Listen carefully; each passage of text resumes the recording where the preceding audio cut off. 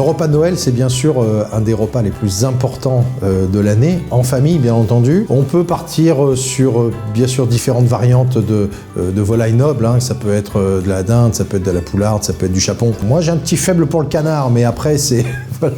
Le canard colvert par exemple, hein, qui a du goût. Alors bien sûr, là forcément sur une volaille rouge comme le canard, Nu Saint-Georges ou Gevrey-Chambertin, pour moi, c'est vraiment les deux appellations magnifiques. Donc c'est l'occasion aussi pour ce soir-là de sortir un premier cru qui a 12 ans, 15 ans, 20 ans. C'est des bouteilles, on se demande toujours, plus on les fait vieillir, plus on se demande à quelle occasion on va les ouvrir. Donc c'est bien, au moins il y a bien une occasion qui revient tous les ans, c'est Noël. Autant justement se faire plaisir avec ces vins-là, ne pas reporter encore leur ouverture. Il n'y a rien de pire que d'ouvrir un vin, en particulier un Gevrey-Chambertin, trop tard, parce qu'on s'est dit, on l'a tellement attendu qu'on l'a ouvert 10 ans trop tard. Chaque année, vous ouvrez un Gevrey-Chambertin.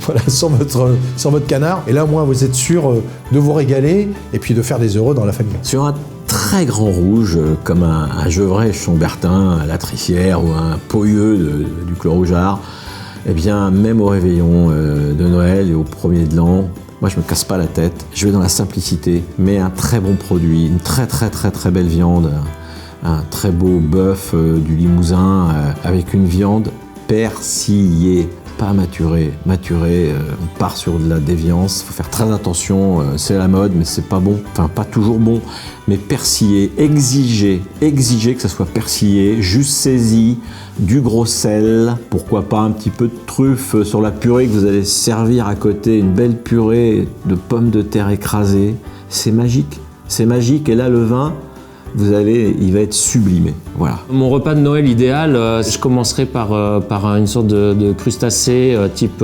homard que je pourrais mettre sur un beau grand cru type Pouligny-Montrachet ou Chassagne, avec un homard que je peux faire selon deux façons. Soit vous pouvez le faire rôti au beurre avec un peu de chou, un peu de vin jaune, ça c'est magnifique, ça le transcende.